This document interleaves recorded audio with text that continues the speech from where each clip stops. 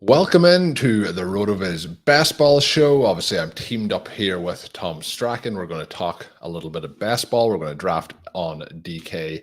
That is DraftKings, of course. We're going to do a millionaire contest entry over there to see how things go. And we're going to talk a little bit about, we don't talk about it often, Tom. We're going to talk a little zero RB here and some of our favorite targets for 2024 draft season. So I'm looking forward to jumping into all of those things. As we mentioned at the start of these shows in the past, we're doing basically a home and away. Every second week, it's coming on the RotoViz YouTube channel and then the RotoViz podcast feeds. And then with Tom's side of things, it's over on the Fantasy Football Sanctuary. You can check out all of their content over there. So we're switching it back and forth weekly. This is the RotoViz turn this time around. So I'm looking forward to jumping in and getting the draft going. As we go through this, as I mentioned, we're going to talk some zero RB. If people have questions about potential zero RB targets that they have, or maybe our thoughts on some of those players, feel free to let us know in the chat. But Tom, we are sitting here on a Tuesday. It's not that long since we last drafted. It was a Friday edition when we did it last week. So how are you feeling over the weekend? Of course, it was Father's Day weekend. I know you have a young family as well. So how did that go? Was there any festivities in your household for that? Yeah, it was pretty chilled. I mean, my girls are pretty busy weekends between cheerleading, swimming, various other activities. But Sunday evening, we sat down as a family. I got to choose a film in a very Oh, rare occasion. So, watched the new Teenage Ninja Mutant Turtles film, ordered that's far very too much good. pizza, and yeah, it was a good time. How about you, Colm? Yeah, the Teenage Mutant Ninja Turtles and pizza is a good combination. I actually went, that was one we've seen in the cinema. So a good movie for anyone looking for recommendations out there. I actually did something that we don't usually do either. We went bowling on Saturday. Nice. I've mentioned on previous episodes, I've been painting the house. I have finally completed that on Hey. Monday morning. So, but one of the breaks I took over the last couple of days was we went bowling and we had a lot of fun, which was very enjoyable. Our daughter, she's 6, her first turn bowling. I did mention this on RotoViz Overtime as well, but did get a Father's Day card with it is now my Twitter profile picture that my daughter made. So anyone who hasn't seen that, head on over and check it out on the Twitter feed. But we're going to talk zero RB. We're going to get some thoughts here from Tom, some thoughts from myself. And then, of course, when we're drafting, we're going to try and target a number of these guys as well. So when we're looking now at draft boards at the moment and seeing how things are playing out, I'm looking at zero RB basically from you can tail it into the 7th if you want, but I've always thought of it from the 8th round onwards. And obviously it goes 8 through the rest of the draft, but the prime zone for me is kind of usually between 8 and 12, 8 and 13. And depending on how you've drafted previously in the draft in those opening rounds, it could be a case that you're looking for 3 to 4 names in that particular zone. So we're going to talk about some of our favorite names. If you are watching live and listening in the chat, feel free to put in a pitch there for who you think our names are going to be, because I think people will be aware of some of these guys. But as you are technically, we'll say the guest on this edition, co-hosting on the opposite side of the line, Tom, who I'll let you go first. Who is your, I don't know if you want to do priority, if you want to do the latest option. Sean always does it from the latest option with the zero RB list starting at the lowest ADP and work up. We'll probably do it from the highest ADP and work down. So who's your high priority candidate there? So if I'm starting from the lowest, the player that stands out to me, and it might be just slightly ahead of where you're thinking, but Ramondre Stevenson, I really like Ramondre. I think the talk about him potentially getting a contract extension just adds to how bullish I am. Yes, last year was pretty miserable. He only averaged 51 rushing yards per game, like 3.1 receptions per game. But this Patriots offense last year was just, I mean, it was garbage. It was awful. Betting on even Jacoby Brissett to be better than what Mac Jones was and what the offense was last year feels quite straightforward to me. Ramondre, when he got injured, just before then, he'd finished as a top 7 running back in 2 of the 3 previous games. So, yeah, I'm very bullish on Ramondre. I like where he fits within drafts. And I think, much as I like Antonio Gibson, I think Ramondre could see a really large volume of workload this year.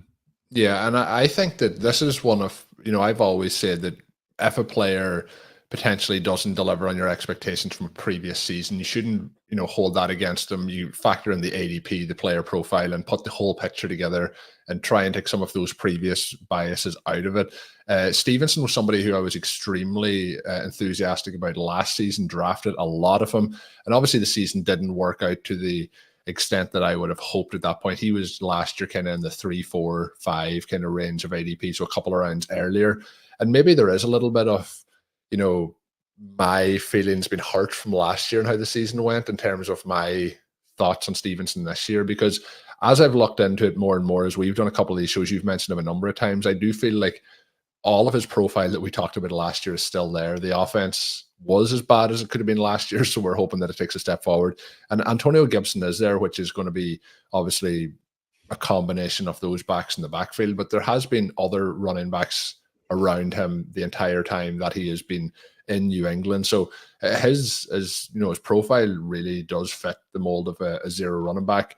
And going around, running back 20 and that kind of range, he's kind of, I'll allow that. I'll say that he's the first one that comes in, but he's right in that range where there's a number of names. I've even mentioned, I don't think it's technically a true zero RB build, but if you even up as far as Kenneth Walker, I think you could probably pitch his name in as a possible zero RB option if you've gone strictly wide receiver before that point. So Stevenson is an interesting one.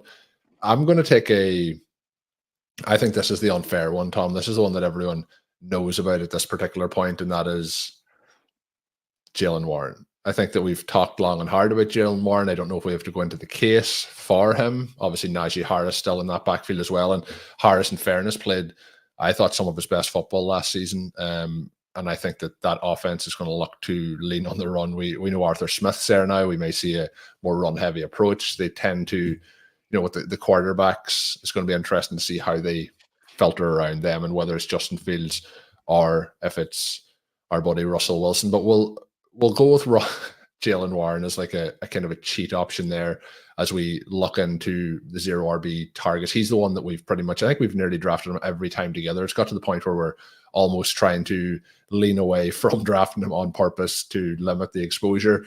But for people, looking into where that zero RB tier is, I mentioned Kenneth Walker, but the other players in there, Rashad White had a really strong season last year from a points perspective.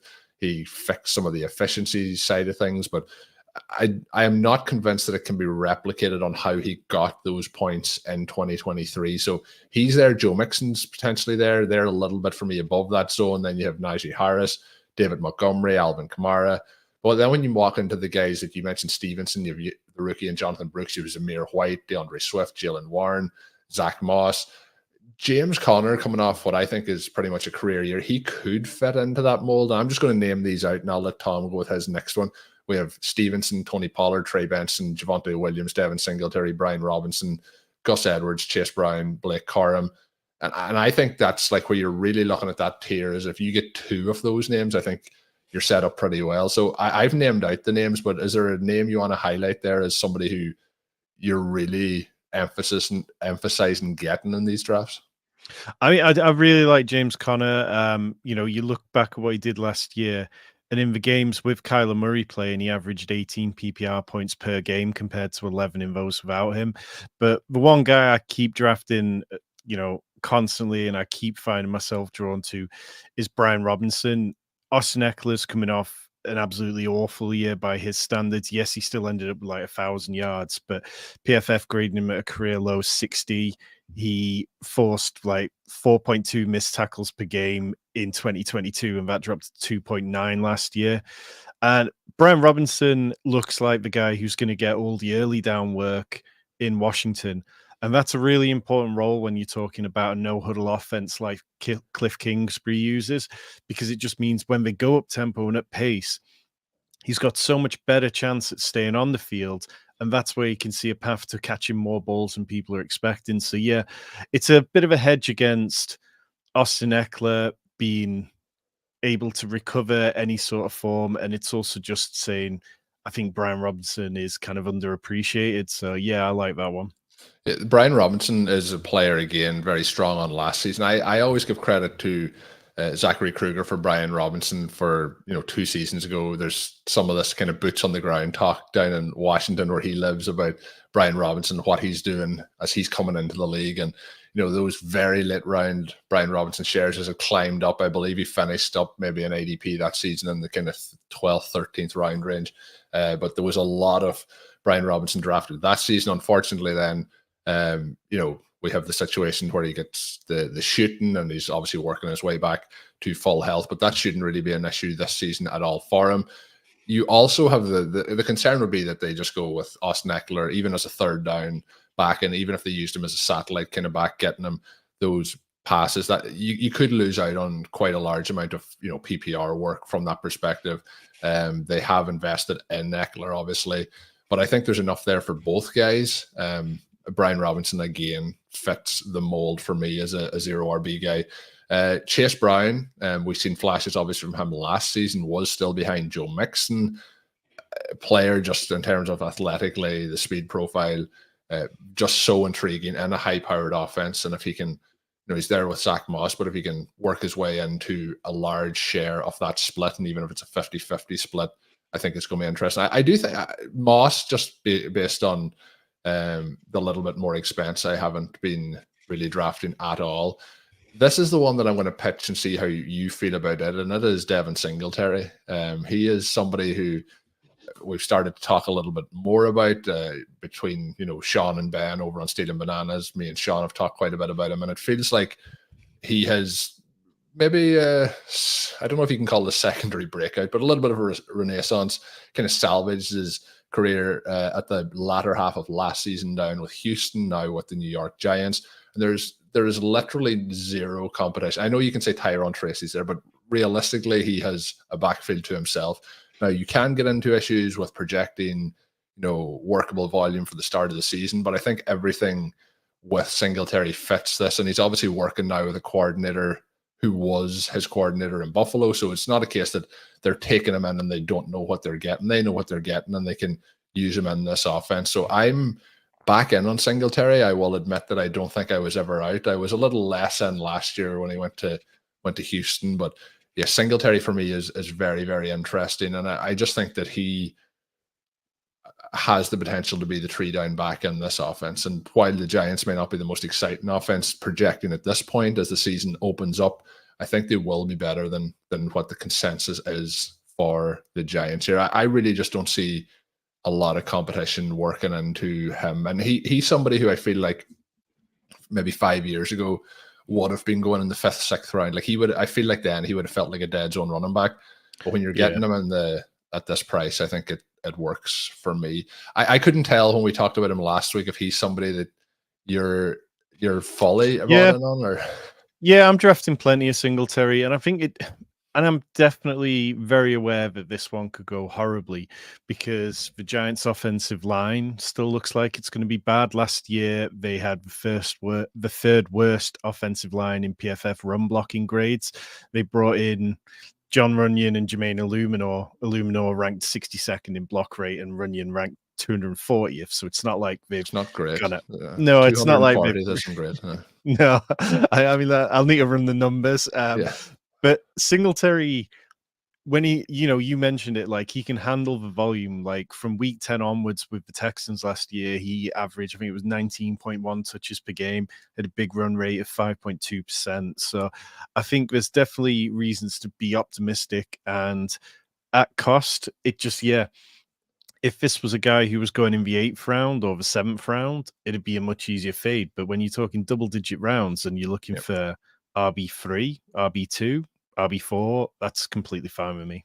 The other thing with zero RB drafting this season is when we look at how the drafts are set up, a lot of the time the 2v2s are the 1v1s of what you can take in that 6th or 5th round versus what you're taking in those 10, 11, or even 9th round. The wide receiver drop off between that distance is just gigantic, where it isn't a huge drop off at the running back position. So it feels like putting that jigsaw together is quite a lot easier this season than other seasons. Now we're going to try and put one of those jigsaws together in a moment, and from draft to draft it can prove challenging. But I've felt that anytime we've gone zero RB in any of my drafts this year so far, it hasn't been that kind of treading the needle feeling that it has been in some seasons. And I think that's because that dead zone has almost spread out for like the players that should have been 4 rounds cheaper in ADP 5 years ago are now 4 rounds cheaper in ADP. And they're in the kind of correct ADP location that allows you to build these teams out. So the last thing, unless there's somebody in that area there, like the names when you go beyond that, I mentioned Spears, and we've talked a lot about Tyjae Spears, definitely a target for me. And obviously you've him splitting work there with Tony Pollard. Pollard gets the contract, but I think both of them are going to be, like, there's a couple of these that we've talked about. They're both probably going to be split pretty evenly. To start the season, you're going to have situations where there'll be more running backs than just the two, but it's going to be, at least 40% for both of the guys that we're talking about in those situations. You even mentioned James Conner. You have a Trey Benson there who could be in that conversation. A lot of running backs and backfields here that are quite close together in ADP. Brian Robinson, who you mentioned, Austin Eckler, then going a little bit later. But you have Eckler, Ezekiel Elliott, and Jerome Ford. And, Ford could be interesting, but the other two guys, there's no interest at all for me in those. Then you're starting to get into older players or rookie players beyond that. The one that is in there, like Nick Chubb, if he's healthy, is, I think vastly underrated, but I think his ADP reflects the fact that it may take him a little bit of time to work his way back to full fitness. But any of the names, do you want to pitch for a name as a later end game? We'll obviously be talking about these as we're drafting then, but anyone that you want to highlight beyond that? Not really. The one, like, just Nick Chubb, I thought when drafts opened and he was going at like 118, 110, I was like, I'm out on him until he hits pick 140. But even now, he's slipped to that range, and I still can't find myself wanting to click on him. I have seen him drop as low as kind of 160. And I guess sooner or later, I'm going to have to start adding him because it doesn't feel like the bottom can be much lower than that. But the thing with Nick Chubb is, when healthy and if he's been drafted in the second, third, fourth round, like in previous years, I feel like that because of the problem with him is the profile, there's not a huge amount of pass catching upside and PPR work in it. But obviously the tagline, the best pure rusher in the NFL, goes with them up. But when we look at that and you're looking at where he's been drafted now, I have to say, like, the difference in him being 80% versus him being 100% shouldn't be that amount of rounds of ADP discount. So I think I probably am going to pick up some of them. The difficult part is he's going in a range right around Charbonnet and Kendry Miller, who are both very interesting to me. And then Rico Dowdle, I mentioned not having any interest in Ezekiel Elliott, but Dowdle then goes in kind of a similar range. So it's just a tricky spot of the draft trying to pick him there, but it is a flat enough area when it comes to wide receiver as well. So we'll see how the draft goes today. We'll talk then about some of the really late guys as we get through the draft itself. But are you ready to fire up a draft? And we'll see how long it takes to set. Depending on how long it takes to fill, we will talk through some more players. But we're drafting $20 entry fee, trying to win the top total prizes and have a little bit of fun next off season while we travel around the world with our winnings. Tom, is that the plan? That's definitely the plan. I plan on heading over to Ireland and drinking some good Guinness with you and seeing where the day takes us. But yeah, no, 1.5 million up top, 6 figures if you finish inside the top 10. Plenty of prizes with 5 figures on offer. So making it to the final. It is a 1,031 person final, so we will need a striker look when we get there, but definitely feel like we can build some good teams at the minute. We've got 2 more teams to go. It shouldn't take too long. So we've drafted quite a few times. We've had a number of different draft slots. And have you come to any change in consensus of where you prefer to be? It'd be nice today. I think today a nice middle of the road. We've been quite kind of getting some early and lates together. I think it'd be nice to get a sixth spot or something, get some fall-in values to us at those spots. Yeah, I've kind of been sitting in those middle spots the last few ones I've done. Got bored over the course of the last few days with DraftKings lobbies taking a little while to fill and entered 60 drafters $2 slow contests. So I've been working my way through all 60 of them over the course of the last few days. Email notifications turned on, or how are you managing with the updates? I'm getting plenty of updates. Let's put it that way. Waking up in the morning, there's a lot of work to do. But it's working through the first round and the second round on all those picks. I decided, partly because it's a low stakes contest, that I would take an aggressive stand on Justin Jefferson and lean into the idea that, okay, he probably is the best wide receiver in the NFL. And if JJ McCarthy's at all useful, then Justin Jefferson could easily be the wide receiver 1 overall. So I think through 60 drafts or something, I've ended up taking him in 30% of them. So okay. Yeah, I feel fairly happy with that for an aggressive stance. One more to go until the draft fills up, so not too long now.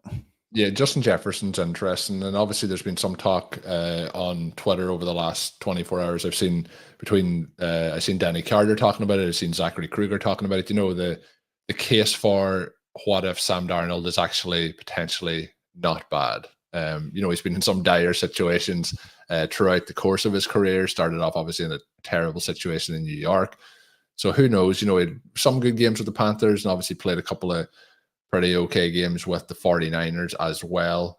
So we do get a late slot in this one. We'll be picking at the 9 spot. I think that's, again, depending on how things go, sets you up for some unique drafts and sets up for some interesting spots. I have said, like, the perfect situation in these, if you get a fall in one of the kind of top tier of wide receivers that would sneak it to there, then it opens you up to get you know, obviously one of the guys in that second tier in the second round, and you can start off very nice. The tricky part with that spot is sometimes those wide receivers are all gone, and then you could end up looking at, you know, RBs at both of those spots as your priority options. But that's okay too, because the options at running back, you know, the top 4 obviously, but particularly Christian McCaffrey will be long gone at that point. You know, Breece, Bijan, not bad secondary options in PPR formats to add to the lineups here. So we'll see. I don't think we're going to get Justin Jefferson at the 8, but that would be nice if that was the case. Obviously, like, you know, you mentioned best wide receiver in the NFL.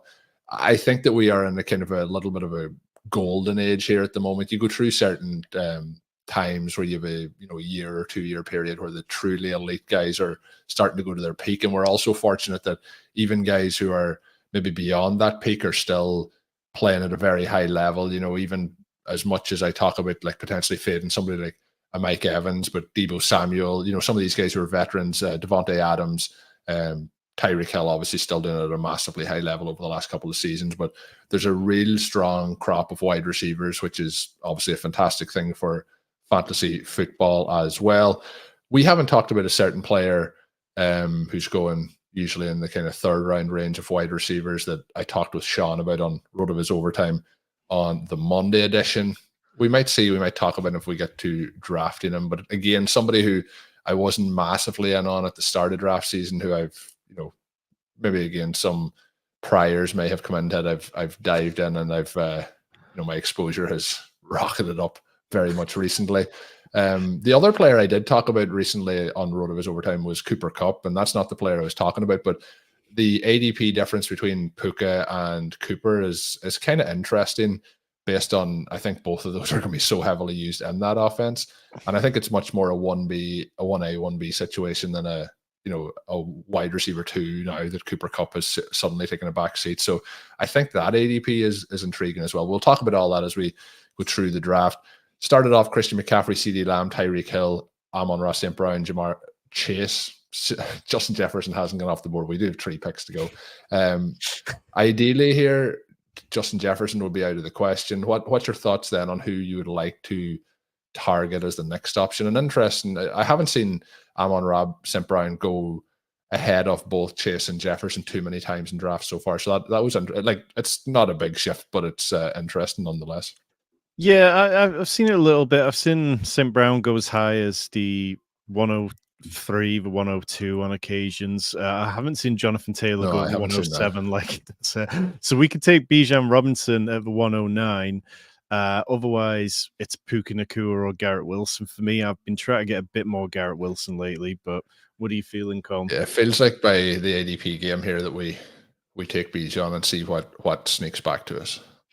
Yeah, I'm happy with that. I mean, we talked last week about the strength of these potential hero RB builds that we can do from this range in the drafts. And I think, again, that is like, it's a big differential. Like, if I was drafting this in underdog, I would be much more likely there to pass on Robinson or Hall over some of those wide receivers.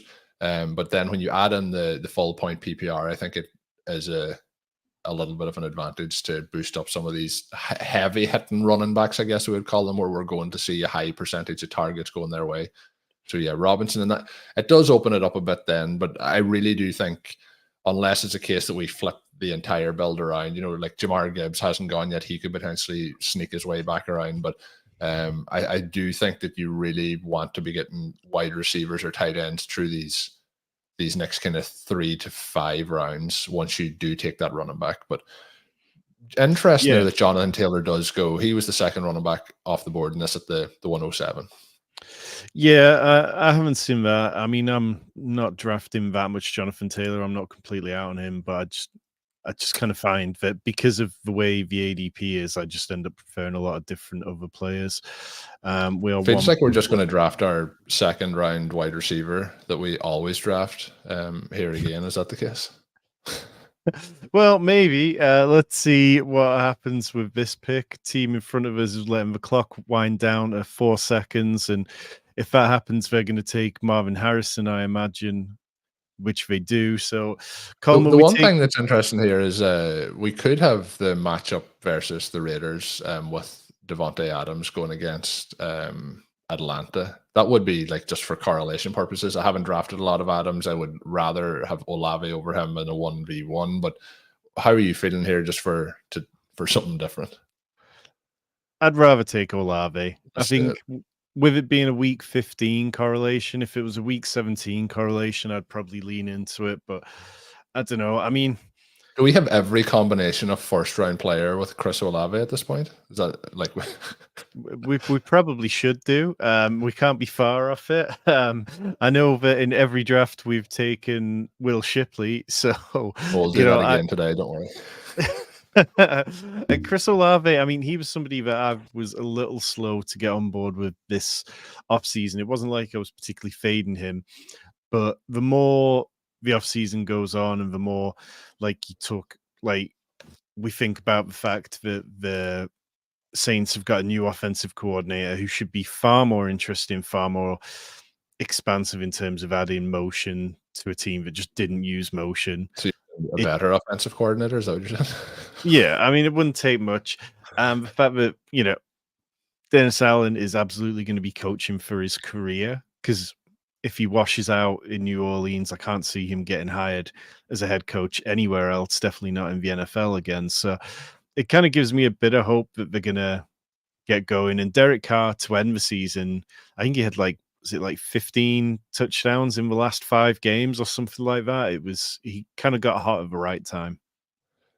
I'm just looking here as the draft's progressing. We do have the 101 drafter in with us here in the room as well, and he's after starting off with McCaffrey, Samuel Cup. So nice start there, potential 49er stack as well coming up. But I have to say, the drafter in 2 has started off with a real hot lineup. It's CeeDee Lamb, Jalen Waddle, and Achane, and then we get the drafter in 3 who has drafted that player that I was talking about that I've become a lot more interested in, who is Stephon Diggs. But we have Tyreek Hill. It's kind of a veteran wide receiver room, but Tyreek Hill, Devontae Adams, Stephon Diggs. I think that is something that can produce just an extraordinary amount of fantasy points. So very, very interesting start there. And we'll see how we progress. But both of those teams have started off one with obviously Achane. We have a 0 RB team out of the 3rd spot with St. Brown, Ayuk, and Devontae Smith. And then we potentially have one here with Justin Jefferson, Nico Collins. They are on the clock. We'll see who they potentially pick up here. We are then 3 selections away at this point. I mentioned the need for more, pass catchers coming up here. So I do think that, running backs going off the board would be nice in the next couple of picks to push some of these names, potentially get 2 of them over the next couple of selections. Who are you hoping to get here? We will be at pick 33 when we select. Any names standing out? I've been drafting a decent bit of Malik Neighbors in recent days. Don't mind Zay Flowers and Tank Dell, obviously. And then tight ends, could maybe be talked into Kelsey 7 spots. I think past we ADP. go with wide receiver here first, and then see what comes back. I would have been, open to a Sam 7 Laporta pick. seconds. Yeah. Oh, neighbors is the Neighbors. pick. Sorry. Yeah. Sorry. Sorry. I thought that was where we were set up to go. Oh, the reason I went for neighbors is I thought that Zay Flowers would come back to us as well. He went the next pick, so I was hoping that was the combo that we would tie together. But unfortunately, it isn't to be. The other player that we would have discussed, I'm sure, was Sam Laporta. Wasn't to be either for him. So when it comes back, I feel like there is the potential option. You mentioned Kelsey, but I would rather take Trey McBride over Kelsey at this point in terms of projecting ahead to next season and the trajectory of both those players. Have you another name in mind that you want to pitch for? Obviously, Zay Flowers would have been, I'm sure, that name for you. So in this range, you can take Lamar Jackson, see if Mark Andrews makes his way back to you. Travis Kelce, if he gets to us 14 spots past ADP, feels too strong to pass up.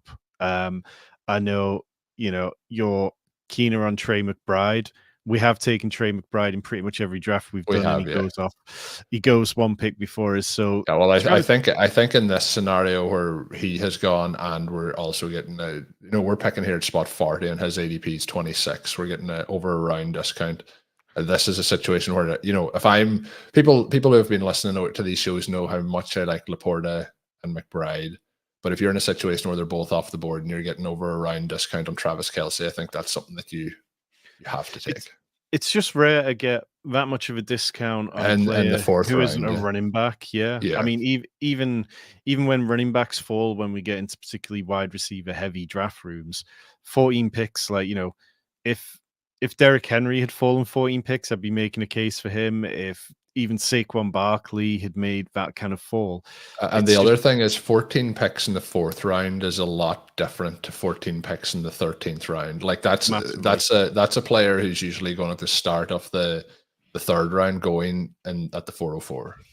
So yeah, and Trey McBride going one pick earlier made that all the easier. But this drafter who did take Trey McBride is now in the Nakua, Harrison's, Flowers, McBride roster. And obviously I mentioned that he took Flowers that little bit ahead of ADP, not that far ahead, but somebody who I thought might have got back to us. But obviously I've talked a little bit about some of the ranges of the draft where maybe you take two players from the fourth round if you don't like some of the names that are there in the third. And that's a prime example of it, taking Flowers that little bit earlier and then taking McBride just a little bit early and getting two of those guys on your roster. So that is a nice start from them as well. It's a wide receiver heavy draft so far. The team in 12th as well as AJ Brown, Drake London, Pittman, Jalen Hurts roster so far. So wide receiver is getting squeezed out, but I think to have Olave, Neighbors, and Kelsey after taking Robinson at the start is a very nice start to allow. You had pitched for the Lamar Jackson and hoping that we might see Andrews come back. Andrews does go to the drafter in 2. I think it's going to be interesting now because I think he probably pulls the trigger when it wraps around the turn here for him now on Jackson and gets that stack as well. So he's probably looking then, yeah, he does so. And, that team is set up also with a Waddle, Achane pairing, which may allow to open the door then as well for Tua later on.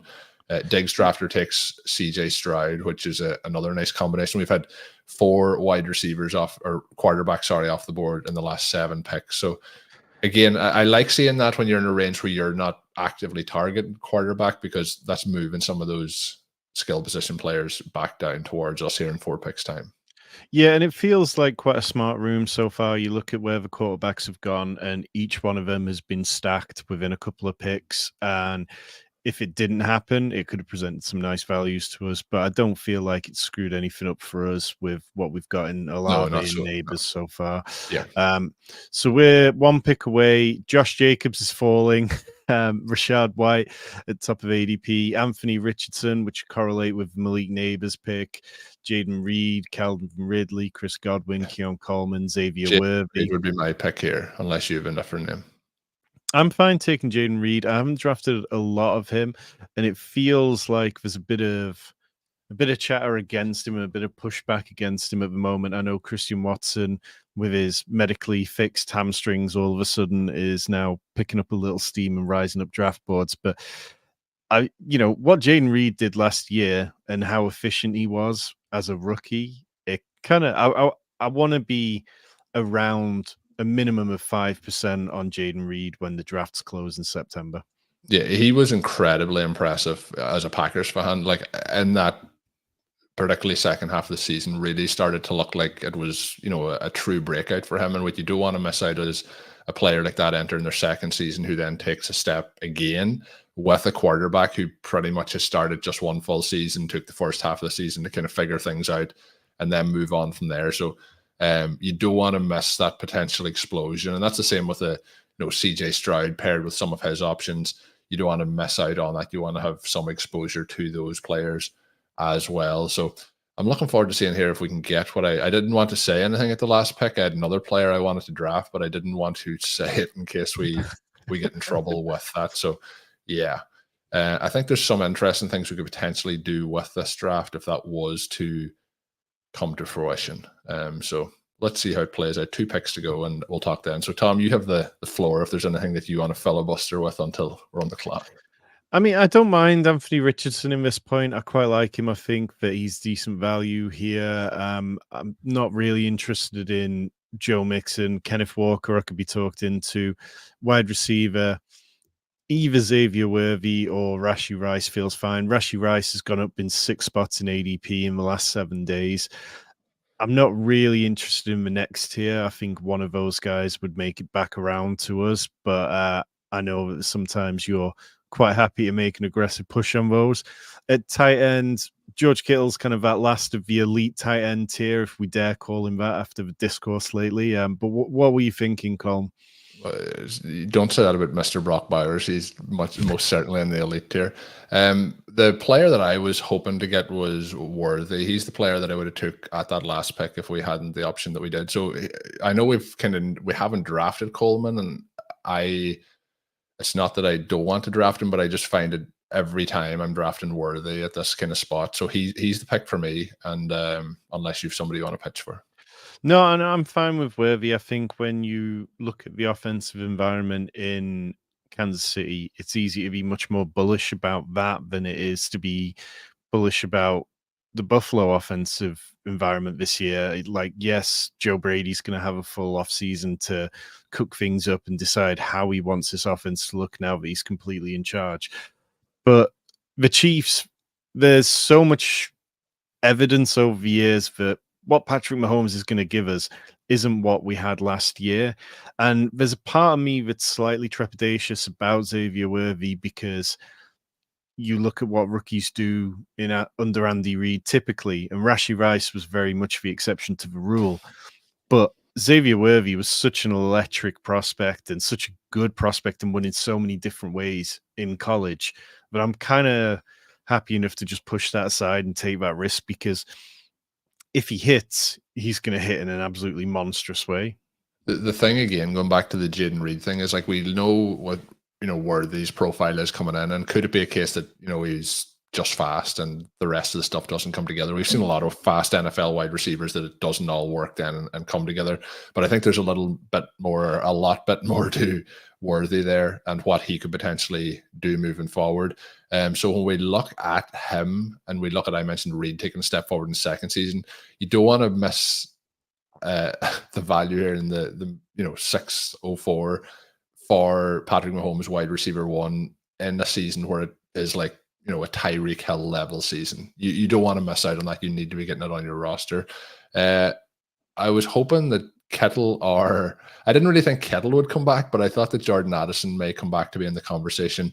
The drafter N1 who is in the room here as well, that was McCaffrey and Deebo Samuel to start. They also were the team that drafted George Kittle. So we would have to assume that they do not want to be sniped at some point here on Brock Purdy. We are on the clock.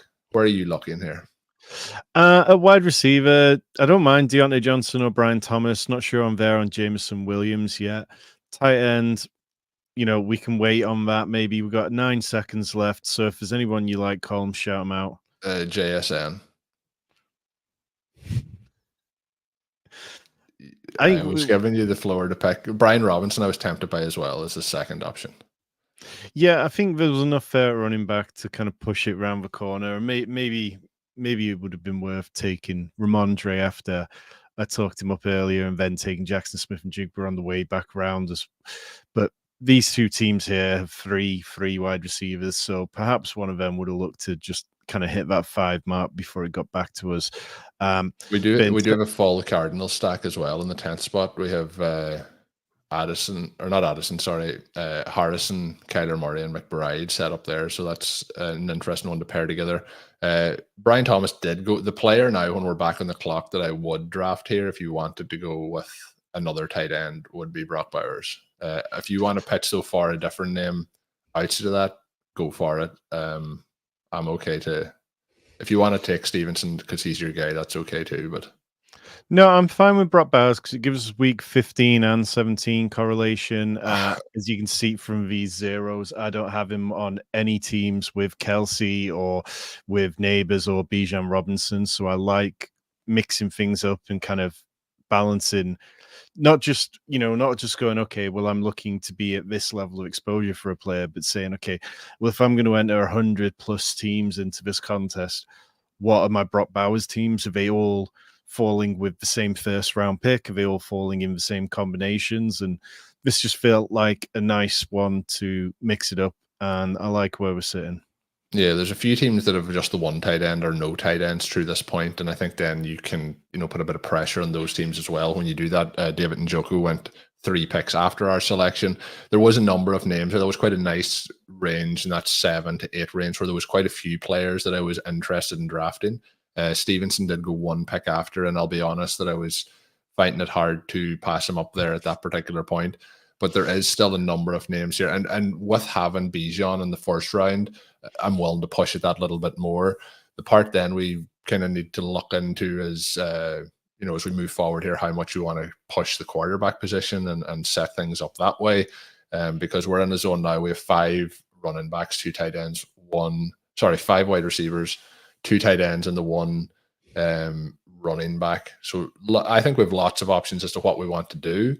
But it just depends now on these. This next kind of 2 picks could be quarterback related. It could be running back related. It could be 2 running backs. It could be a quarterback and a running back. It could be wide receivers, depending on how the draft falls. But this is a range where I really do like to have those wide receivers by and then start to move into another direction. There's a big tier break here at wide receiver. Yeah, and I've done plenty of research into what's worked in the DraftKings finals over the last 2-3 years, and it's always been above 50% of the finalist teams that have 5 wide receivers before round 9.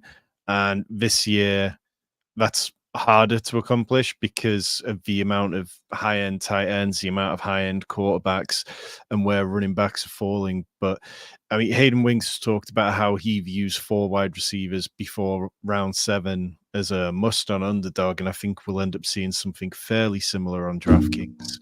The drafter again and one that is watching in here did get that Brock Purdy pick as well, so super loaded up on the Cardinals.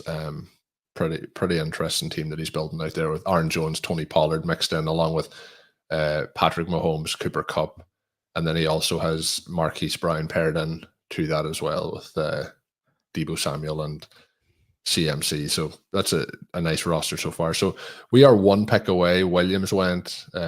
I'm interested here. Yeah, he's here. It looked like you were about to star him. How are you feeling that Jordan Love here, almost 20 picks after ADP?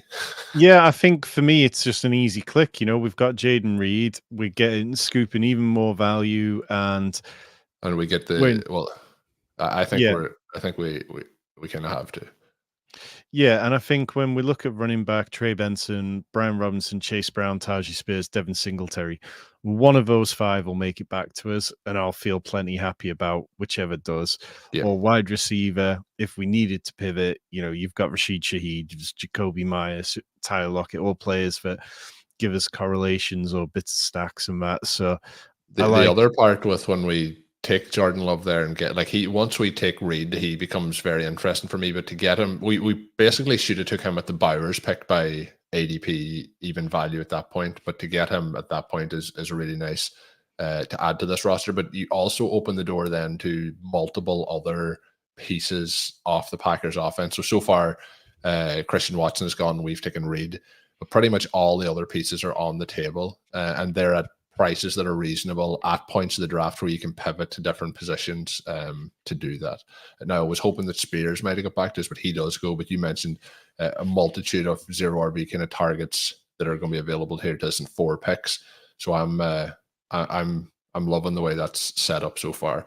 Anything through 10 rounds that you think we should be looking for as we move through the rest of this draft in terms of setting this team up with like correlation stacks and so on? Or do we want to keep that just close to our vest? Because you never truly know who is watching. And I know we know the 101 drafter is watching in, but they're drafting quite a bit away from us. But you never just want to give that person the opportunity at the start of the round either to take some of those names that we mentioned. So what do you think? Yeah, I think the team in the 12 spot has definitely been in some of our drafts before, so I wouldn't be surprised if they're in here. In terms of correlations, you can see where everything's flagged green, giving us little bits. Yeah. So we've got little bits of week 17. We've got loads of week 16 correlation at the minute. Green Bay, we've got week 15 and 16 correlation with the Seahawks and then New Orleans. So we can keep building that. But for the minute, I think we're hitting that sweet spot in the draft where the running backs are a really nice value. We don't need a quarterback particularly. We don't need tight ends. And then when, we look at running back and there's Austin Eckler, Devin Singletary, Brian Robinson, Nick Chubb, Blake Corum, Jerome Ford, Chase Brown. For me, I'd go with Brian Robinson over Devin Singletary because it gives us that week 17 correlation. But what do you want to do? I'm going to give you that one. I'm going to give you that one this time. I was going to give you it anyway before you even said the correlation, but I was going to give you it for the purposes of I know I've forced you on Singletary a few times, so it's only fair. We've talked Robinson up at the start of the show. It's only fair that we take him there. But yeah, we've drafted Singletary in a lot of these drafts too. And the thing that you mentioned there, I know your rankings on these players are slightly varied by ADP, but when you sort it by ADP, those two names, obviously Eckler was the top name by ADP, but in terms of playing that ADP game, there is a chance some of those later names that you mentioned will sneak back to us. So that was obviously a clear decision to go between Robinson and Singletary there and see who comes back. Yeah, and for them, basically as far and down. I just noticed we have B Robinson and we have B Robinson Jr. So it's a classic stack. Like, it just makes too much sense to not. This is the B Robinson strategy, is that right? This is the B Robinson draft strategy. But like in terms of this range, forgetting about Dusty Eckler, injured Nick Chubb, like Blake Corum, Gus Edwards, Chase Brown, Zeke, Charbonnet, Rico, Kendry Miller, Ty Chandler, Marshawn Lloyd, and Jalen Wright. Marshawn Lloyd even fits in this, with the Green Bay connection as well. So there's a lot of names here. This is the window, really. I know when we were talking about it earlier, as kind of rounds 8 through 10, but it really does go kind of almost into round 13 with some of these names. And depending on how drafts play out and how people get potentially pushed down to you, it can work out perfect. So Singletary did go forward, went since in terms of running backs. Jerry Jeudy, who's somebody I find quite intriguing still, went after one pick after our selection. There's a lot of players, though, I find that go in this range that I just have no interest in drafting. So that's also good that some of them are going off the board. There's been a few shows where we've mentioned not us, but Stadium Bananas and RotoViz OT, where we've talked about the Bills and maybe not talked about Shakir. We talked about the Bills earlier in this one. A lot of people who are watching, obviously, the YouTube content, very, very hyped on Shakir entering this season. It's going to be an interesting, process to see who actually is the pieces that Allen takes along with him. But my bet on that offense is fully on Dalton Kincaid at the moment. But Shakir does go in this range as well. Austin Eckler does go. He was still available at that point. Tom celebrates as he goes off the board. This is a range too. One wide receiver I've mentioned a few times here in this zone that I do like is Adonai Mitchell. Very interesting for this Packers team, though. I would lean towards Dontavian Wicks over him. But we are on the clock. Chase Brown is available. For me, I feel like Chase Brown is the pick based on the ADP as well. Wicks usually goes 10 picks after him, so we'll see. I'm willing to risk the Wicks pick there. Yeah, I like that. And, it just gives us now we're at a point where we've got Bijan, we've got Brian Robinson and Chase Brown, and you feel pretty good about your running back room. We do have 2 of those 3 on week 12 buys, but I'm not going to worry about that. And yeah, with these teams here, two of them have got 5 wide receivers. The team out of the 11th spot only has 3, takes Gabe Davis as their 4th. So maybe Wicks is in danger of going, but it's just such a fertile area of the draft that even if we had to pivot, you can look at guys like, Kendre Miller, Rico Dowdle, Ty Chandler, Marshawn Lloyd, who we mentioned before, Yeah. AD Mitchell for some week 17 correlation against Malik Neighbors would be fine by me. So it's and not as I mentioned, and it's not a player I must have. I mentioned Mitchell. If it was a 1v1, I would be like, I've drafted Mitchell way more than I've drafted Wicks. This is right at Wicks's ADP. We are 8 picks after Mitchell's. I don't think it's worth trying to push it around to see if it gets back to us. So let's take Wicks here. Yeah, I'm fully with you when it comes to out of a stack like that, and we're pushing our chips in on Jordan Love, somebody who we're hoping can give us lots of 300-yard passing games on this format where you get 3-point bonuses for that. It makes sense to want to double stack a player like Jordan Love because, yeah, he might give us a little bit with his legs, but we're mainly counting on his arm. And I do, most of the stacks that I build out are, and it's also based on how I'm structuring the team, because I'm putting an emphasis on the elite tight ends and usually trying to get 2 as we have here. I'm usually like drafting my players in those first 7-8 rounds, and then that's where I'm starting to be like, I have these guys on the roster, how can I build out the stacks? And that's the advantage of having Jordan Love, for example, and then his other pass catchers that do go after that and beyond that, to be able to fill out the stacks, rather than, if we took Lamar Jackson and then you miss out, you've already missed out on Zay Flowers, then you miss out on Mark Andrews. You can you can pay a big price to try and build a stack and then still get priced out. And what I do think, when you get to looking at how teams are built out, I think the star quarterbacks with the expensive pass catching options are much more, appealing on the eye, so they be built out more often. But some of the kind of offenses that maybe are just a little bit still under the radar, who can have that breakout that then Jordan Love next season is going in the Joe Burrow, Dak Prescott or above range, which is 2 rounds earlier. Well, that's where he should be going this year based on the ADP of this draft. But players who are jumping up those rounds. So we have that built out. Really happy to also try out those last 4 rounds to get that quarterback with a stack, then to be able to add another wide receiver type, but to get Robinson and Chase Brown as well. I think they're, I think we're on a pretty hot draft here if we can continue this run going. Yeah, sitting at 1-3-6-2 through 12 rounds. I mean, we're Lots just of at a point. flexibility. Yeah, exactly. And the quarterbacks we probably want to add into this aren't going to be going too soon. So we've got more options to add some more wide receivers if we want, without falling too far behind at running back.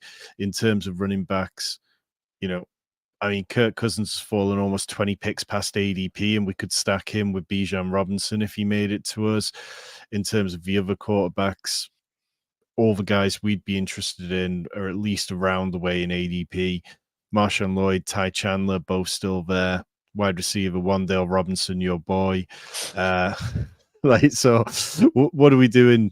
Kirk Cousins did go one I pick. think we go wide receiver. I was going to push for wide receiver either way, but have you anyone? Wan'Dale would be my guy, then probably Troy Franklin, and then we'd be into Roman Wilson. But I think I would go, that's where I would go. Yeah, I don't mind Wan'Dale Robinson. He's kind of creeping up draft boards, and I'd rather get him now than if he keeps going up. I'm not quite as high on him as you are, but I hope it's not my fault that he's crawling up draft boards. But quite comfortable taking him. And then I mentioned Franklin. We've talked about this on a few shows. I think I'm comfortable with him or Mims. And this is a team where we haven't gone in on Bo Nix yet, but he's like, we're opening up the door here for some other potential players that can be stacked, and Wan'Dale gives you an option potentially even to go with a Daniel Jones. There's lots of ways that you can play it. I would be surprised if the drafter here he didn't actually. I believe the drafter, maybe it's the drafter in 12 that has taken Drake London it is, and I would expect him to take London. Or sorry, I'm a couple of picks behind in my head. Kirk Cousins did go off the board. Ignore everything I said. Sam did say that he is the drafter in 12. He said he let us take Wicks. So thank you very much for that. He took Jahan Dotson instead. That's draft etiquette. It's very nice in the DK streets here today. It's a very civilized draft today. We're through 13 rounds, and he doesn't let us get Luke Musgrave though. That's the same drafter in 12. Takes Luke Musgrave, but I think I was good there. I would have pitched for Ty Chandler if he'd made it back around to us. We could take Geno and be done at quarterback. Like, I'd be happy enough with. Oh no, that'd give us 2 on week 10 bye. So maybe that's a slight dip. Ray Davis, Antonio Gibson, Chuba Hubbard, Kimani Vidal at the top of ADP for running backs, or Jaleel McLaughlin. Wide receiver, Roman Wilson, Rashad Bateman, Troy Franklin. And I mean, I can show you tight end, but I think we're good there. No, I think I'm good at tight end. Do you want to go running back, or do you want to go wide receiver here just for? I think I'd prefer to go running back. It's either Ray Davis or Antonio Gibson or Vidal for me. Yeah, see, I think the likes of Vidal or Irvin might come back to us. That's what I'm thinking. Yeah. Do you want Ray Davis or look? No, I want a wide receiver. The usual. Yeah. Let's do it. I think we've got a lot of these teams for Troy Franklin, Chase Brown now through. And I would actually, to be honest, I would prefer in those situations to maybe. So Marvin Mims did go 1 pick after. But there's times there where I'm kind of thinking I would rather see who works back to us. But when you're working on the gap that we have from this pick to the next pick, I would like to get the wide receiver, and it's usually one of those Broncos guys. And again, that opens up even Bo Nix as we go through the draft. I like these wide receivers in the case of Robinson, Franklin, where you can easily get less cost stacks that I think can way over exceed their cost that we're having here at this particular moment of draft season. And I expect them to maybe increase in price, but I don't expect them to go crazy up draft boards. They're still going to be well in the double-digit rounds. I could be wrong, but I'm hopeful here that running back comes back, and I think that we could end up taking 2 running backs in these next 2 picks. Yeah, I think normally I probably would have pushed my 8th wide receiver a bit later. We got 8 through 14 rounds, and I probably would have taken the running back there. But the room is starting to get a little bit. Well, it's mainly this one team out of the 7th spot who took Jonathan Taylor at the 107 to pair with Kyron Williams, which you can go, okay, that's an interesting, unique pairing apart from the people who maybe got Kyron Williams to slip through the 3rd round. But they now have 4 quarterbacks, Jared Goff stacked with Sam Laporta, Tua unstacked so far, Matthew Stafford with Kyron Williams, and then Baker Mayfield with nobody.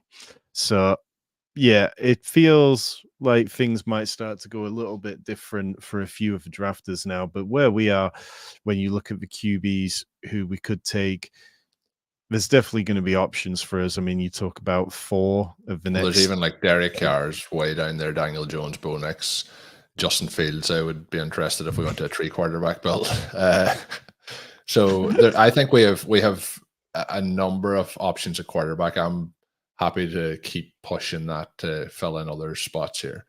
And our buddy's coming up here in a couple of picks as well, so we can see if we get him again as well. Yeah. In terms of where we're at with the rest of the room, there's one team we've only got 1 quarterback, and then we're the only team with 1, apart from the team at 12. So the team at 12 being Sam, who's watching. I would Derek Carr went. Interesting.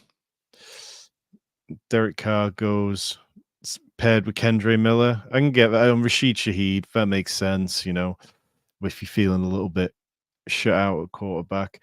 So I don't know about you. I know we've done this a few times, but like when it's like Derek Carr or when it's these other names, I mentioned Daniel Jones. Like I like getting all those on my team, but Will Levis, my God. Quarterback. Yeah, this draft could get thrown out at this rate. We are 1 pick away, but we did have some of. Go ahead. We're on the clock now. Yeah. Geno 15 picks past ADP would be my shout, even though it pushes into a 3 quarterback build. Otherwise, yeah, running back. Have you a name you wanted running back there? that I'd you take have to Jaleel have? McLaughlin, but no, I'm fine. We got 19 seconds. Yeah, let's go then with quarterback, and we'll have to go for 3 quarterbacks. I think like that kind of makes sense to me, the 3 quarterback build. When we took Jordan Love and Geno Smith, we've waited, round 9 for our first one of them, round 15. And much as I think Geno Smith is being a bit underrated, and it's kind of pushing us a little bit because of bye weeks, I'm fine having a 3 quarterback build out of this one. 3 quarterback builds have worked really well on DraftKings over the years. Like when you look at the teams in the finals, you're talking about almost 50% of those teams in the last 2 years have been made up of 3-6-8-3 builds. And Yeah. when you expand it to look at even wider than that, like there's a lot of 3 quarterback builds. And Well, it gives because you a huge amount. We talk about quarterbacks, in terms of scoring. Let's say 16 plus points. There's going to be a lot of quarterbacks that put up that number, but in this case, obviously the bye week's the same. But when there's bye weeks or when there's down weeks, if you have those guys who can consistently have around the 20 points, it's going to help those lineups a lot versus the teams that are not having those options. We've also had quarterback injuries as well, but I do think there's the 3 quarterbacks. I definitely do agree with the benefit of having those 3 options if you're doing what we're doing. The Geno Smith pick's another example. Like it's a way past ADP for Smith. He shouldn't be going in that range. But when we look at this particular team now, like there's a team with 5 quarterbacks, and I don't know if it's on auto draft or what's happening, but they did take Will Levis there prior to our pick. But there's just too many guys going. We are on the clock. I think we go with a running back here. Have you a preferred option? I'll let you take the wheel here. It's either Khalil Herbert or Braylon Allen for me. I'd probably lean towards Khalil Herbert. I would too. Just again, based on ADP and who might get back to us. Were we done dirty there just before our pick, I assume? No, nothing too bad. Tyron Tracy Okay. just went off. Isaiah Likely, Jaleel McLaughlin. I think Sam out of 12 spots giving himself a couple of nice options on either Drake May or Bo Nix. So when it comes back around to us, we might need to have a conversation about whether we want to push Bo Nix if he even makes it, because the team on the other side of us has Marvin Mims, and they're currently sat with Kirk Cousins and Anthony Richardson. So here's a question for you with looking to have 3 quarterbacks and 2 of them already with the same bye. He may not come back to us, but Justin Fields, of any, is this a team that you wouldn't want to do that on, or is this a team that you would risk that on? Well, I know you've got much more faith in Justin Fields. You've got more faith in Justin Fields starting meaningful games this year than I do. I kind of lean towards my priors on the Steelers about them being a headstrong organization, not doing the kind of thing which makes sense to so many of us on so many occasions because they do things the Steelers way. And I do think we will see Justin Field on the pitch at times this year. But week 10, it's kind of going...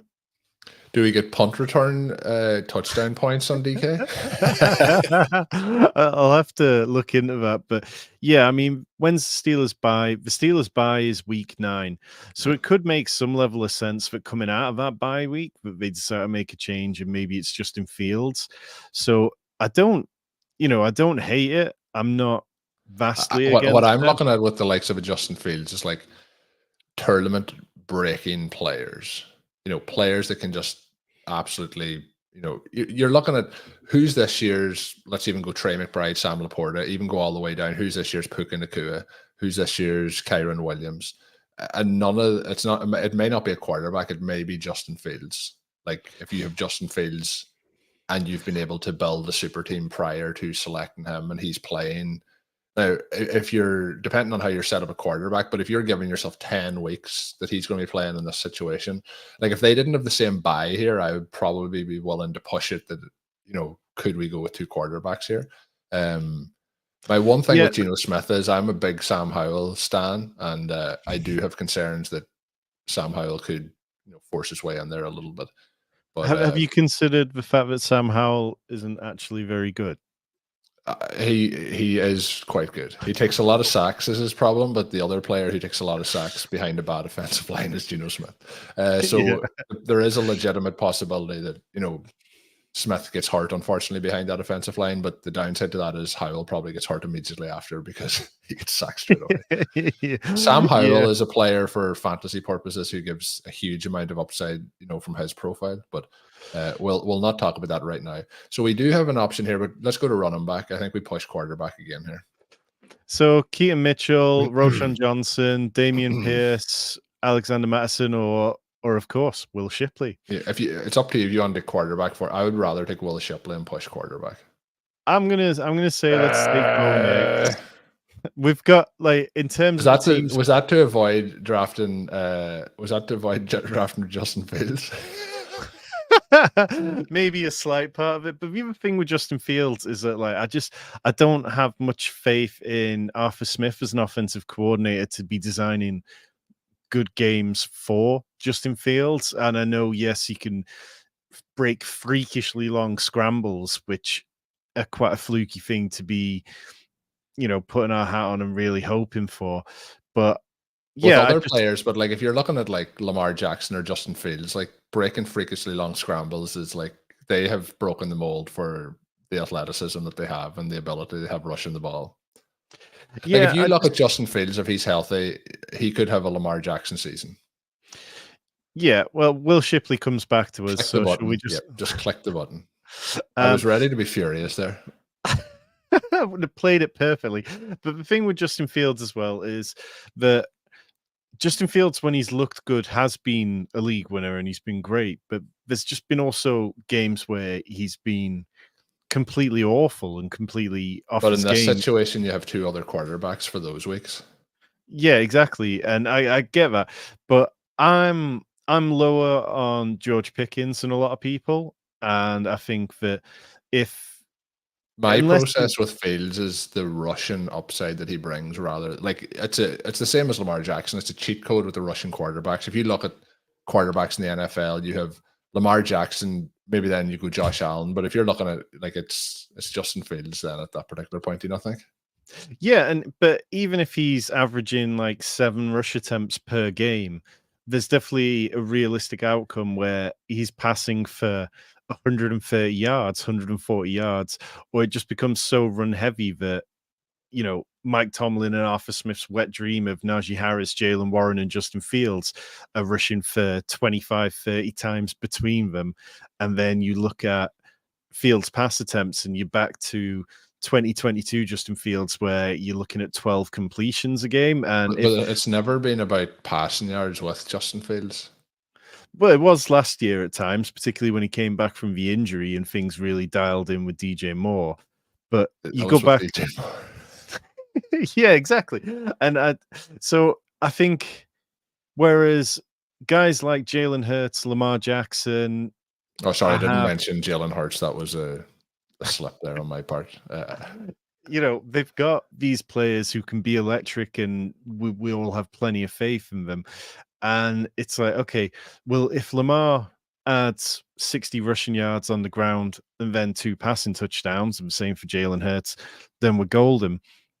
But if the Steelers add 60 rushing yards from Justin Fields, but then they get into the red zone and they lean on the tendencies of Arthur Smith, where he likes these really big running backs around the red zone, and you've got 2 in Jalen Warren who are pretty decent-sized guys, then is Justin Fields going to get the touchdowns? And if he doesn't get the touchdowns, are we looking at a 12, 13-point game? There as well.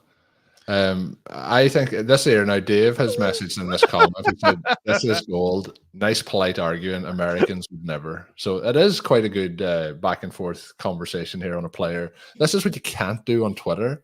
We at this point on Twitter, somebody would have it would be over. Somebody would be muted or blocked at this particular point. But I think there is definitely both sides to it. But what I'm looking at is we'll see where he goes in ADP in this draft, or if he's even drafted.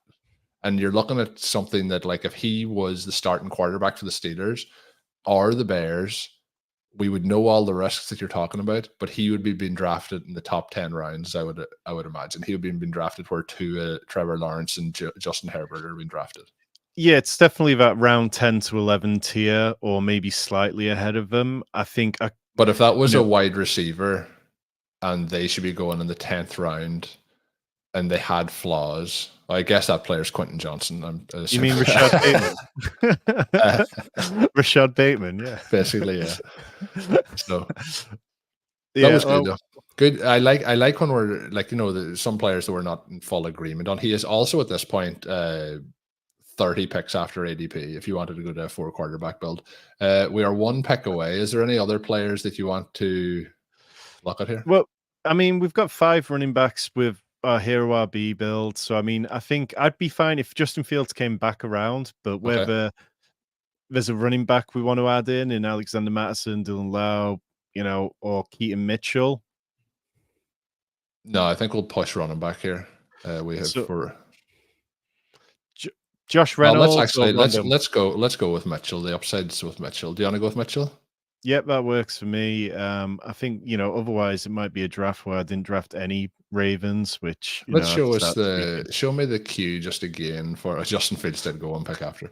That was 31 picks after ADP. I think that's maybe we should have made that pick. I'd be reluctant in this situation to then use an extra roster spot. I would have went 3 quarterbacks with Fields. I think pushing it to 4 quarterbacks is not what we want to do there. So we are a couple of picks away from our next pick. Any players here that you're pitching for as a 20th round pick outside of Justin Fields? Not really. Yeah, I mean, I've taken some Josh Reynolds. I think he finds himself a decent role in Denver, and it adds to that stack we've got. Rondale Moore gives us a load of correlation, but I'm not a massive fan of his. Running back, I don't really like any of these guys that are left now. So, wide receiver, Colm? Feels like a wide receiver. Show us the tight ends for a second. Tucker Kraft. Yeah, you could add Tucker Kraft if you wanted to add another tight end. He's going to miss a lot of the offseason, but you want to go with him? Yeah, I like Tucker Kraft. I mean, you look at what he did when he got on the field and Luke Musgrave was injured, and I think he had double-digit points in 4 of the 6 games that he was featured, and he was really heavily not coming off the field. So I think that if it hadn't been for this current injury, I would have been taking a lot more Tucker Kraft than I would have been taking Luke Musgrave. So, yeah. I do think with an injury this early in the offseason, and the projection is that he should be available ahead of week 1, preseason, and be ready for week 1. I like Luke Musgrave. Luke Musgrave in this one went in the 13th round at the 12th pick, so 13-12. Tucker Kraft at the 20.4. I have been much more enthusiastic on Musgrave based on what he did, but how like when he was out, the offense obviously improved, but it wasn't because Musgrave was out. It was because the offense improved and they kind of grew together as a young offense, and Jordan Love was starting to get a lot of the things clicking. So I think that if Musgrave had played when Kraft played, I think that he would have produced similarly or maybe more. I think between the two of them, I prefer Musgrave, but when you're looking at a team that's Jordan Love and you're also looking at an 8-round difference in ADP, sorry, a 7-round difference in ADP, I think like the athletic profile of both those tight ends, like they've drafted 2 tight ends that just are pretty freakish in terms of athletically. So I think in this roster, it makes a lot of sense to add him there.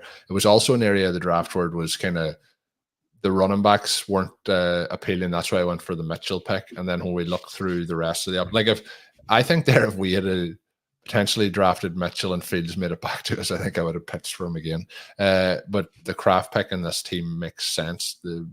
I'm pretty happy. Give us a rundown, Tom, of the team and let us know your thoughts on how it's played out here as we have a 3-6-8-3 build. Yeah, so picking from a 109, we had Bijan Robinson fall to us, then Chris Olave, Malik Neighbors, Travis Kelce, who fell 14 spots to us, Jaden Reed, Xavier Worthy, Jackson Smith and Jigba, Brock Bowers, Jordan Love, who also fell a good, almost 20 picks past ADP, Brian Robinson Jr., Chase Brown, Dontavian Wicks, Wandale Robinson, Troy Franklin, Geno Smith, Khalil Herbert, Bo Nix, Will Shipley, Keaton Mitchell, and Tucker Kraft. For me, it's a really nice build. I've been building a lot of 3-6-8-3s. When we get closer to the season, I'll build some more fragile teams. But staying in this kind of format with hero or zero RB builds, it ticks a lot of boxes for me. You know, we had 5 wide receivers by the end of round 7, along with possibly the tight end 1 in Travis Kelce and possibly the running back 1 in Bijan Robinson. I like what we built out from a stacking perspective. You know, we got Jordan Love with 3 pass catches. We got Geno with JSM. We got Bo Nix with Troy Franklin. We got Malik Neighbors and Wan'Dale Robinson paired together, Xavier Worthy and Travis Kelce. And when you look at our Week 17 correlations, we don't have anything for the Packers, but we have them playing against Seahawks and the Saints correlations. We've got the Seahawks against the Bears in Week 17. We've got the Bengals against the Broncos in Week 17. We've got Bijan Robinson giving us weeks 15, 16, and 17 correlation. The same for Chris Olave, the same for Brian Robinson. So, like, it's a really nicely correlated team. Without having to push it. Like, we what I find with these DK ones in particular, we're not having to push too much. Maybe that's the fact that maybe some of the players that we just happen to like are playing teams with players we just happen to like in those games, but we haven't been, you know, forcing it ahead of ADP, for example, or really trying to squeeze it in there. And that's allowing us then, I think, to build teams that are very, very interesting because players are moving multiple rounds at times past ADP, and it's allowing you to create some, you know, interesting scenarios. So like the Kelce pick that we did, I could see teams that do have basically that same 4-player start, but Kelsey's in round 3 and Neighbors is in round 4 if he slid through. But I think it's a very interesting team. The one thing you would notice is when you go and look at the top end of this board and you have Olave, Neighbors, Reed, Worthy, and JSN, and there's like, we have a lot of first, second, and third year players on this roster, which we're looking to do with, you know, rookies and second year players ascending, a bit like I talked about with Love and the Packers taking a jump forward. But when we look at it, when you scroll further down, you know, we have 5 wide receivers through those opening 7 rounds, and then we go with 2 tight ends through the first 9 rounds. But when you start to go down, you do see the drop off in wide receiver talent. So, you know, when people look at the bottom end of this roster, and people will have questions obviously around the likes of JSN, for example, but he's another player with a big season this year, jumps into the 3rd or 4th round next year. But when we look at, you know, Troy Franklin, Wan'Dale Robinson, Wicks, if you haven't taken those wide receivers in those opening rounds, even if you pair, say, the likes of those 3 together, or an Adonai Mitchell or some of the other names that we've looked at throughout that particular point of the draft, you're like looking at this. If you're like, oh, when you're looking at those 3 names, you're wondering, what have we above that? Because if we don't have the firepower that we've put together, then there is concerns. And that's when you're trying to construct that roster, knowing where those players are going to go. And that's why when we're drafting these teams, and again, Gino went way past ADP, that's why I'm comfortable pushing the quarterback position to ensure that we have those names, and then trying to replicate the quarterback points with Bo Nix or Daniel Jones, or the names then that, you know, Derek Carr, who went a bit ahead of ADP in this one. That allows you, I think, to build out the depth that you need at the other positions. Like, you know how you talked about having the 8 wide receivers? I would rather have the 8 at that point of the draft and not have to draft them in the, you know, the last 4 rounds then, if that makes sense. Yeah, I think I'm more open in when I draft these teams myself. There's guys who I do like. I think that I like Wicks, I like Wan'Dale and Troy Franklin, but I'm not sure how much of a bigger win they give us over certain other guys who come a little bit later. And I think for me, I don't want to be finished at the position too early, because yes, you know, we're not going to get a Puka Nakua every year, but it feels like there's normally a couple of players in this range at wide receiver who give us some good spike weeks. You know, Kendrick Bourne looked fairly good last year before he got injured. I know some people are expecting Devontae Walker to have a big season. So, you know, I'm not saying I want to take Chase Claypool, Kadarius Toney, or Treylon Burks, but in general, my approach is that I kind of want to use potentially one wide receiver pick on another player in that kind of range, particularly if it gives me a stack or another correlation. You know what I really would like this year? I would like Treylon Burks to, you know, have a big season. That would be fun, because the door is completely closed. The other player who's going much earlier, obviously, but the door is also feels like it's a good bit closed, based on expectations last year's Quentin Johnson. But I think we're going to see some of these guys over time have, that kind of Devontae Adams bounce back after a tough start to their career. The final thing to mention there, just when you're mentioning those names, I like those players a lot. The likes of Walker, for example. But the problem is when you get to that point, there's only one of him. There's like McMillan is there, maybe a Chark, maybe a Hyatt. But the thing is your pathway to getting those guys is quite closed off in terms of getting the profiles. But agree in principle, if you can get them, it's obviously you could switch things around, but knowing that you'll get them can be the challenging part there. But Tom, as we get ready to wrap things up here, anything you want to mention that you've got coming up this week? We'll obviously be back hopefully next Tuesday with another one of these drafts over on the Fantasy Football Sanctuary channel. But any plans this week, Tom? Yeah, we just keep cooking. Dropped a new video over the last couple of days on running backs, but I want to be drafting between picks 73 to 110. Plenty of research. Gold mining, isn't it? That's right, gold mining. There's plenty of research in there that shows it's been a really fruitful range over the last few years. Then tomorrow on our channel at 4 p.m. Eastern, 9 p.m. UK, I'll be joined by John Daigle of Established a Run to do another DraftKings draft. So that'll be a lot of fun. Otherwise, just check out the channel. Rich is churning out Dynasty content again, so lots to be watching. What time did you say that draft is at? 4 p.m. Eastern or 9 p.m. Okay, UK. so we're good. We have a clear path. I will be drafting at, I believe it's 10 a.m. Eastern or 2 p.m. 3 p.m. Ireland UK time, and that will be with Michael Dubner. We're going to talk a little bit here on the RotoViz channel about best ball bankroll management, and also we're going to talk a little bit as well about should you be drafting this early and when is the best time to draft. So lots coming up with that. So make sure you are subscribed to the RotoViz Fantasy channel, obviously the Fantasy Football Sanctuary as well, and check out all the content over on the RotoViz Radio Podcast Network. We'll be back again next week, as I mentioned, but lots more content coming your way here on the channel. But until then, have a good one.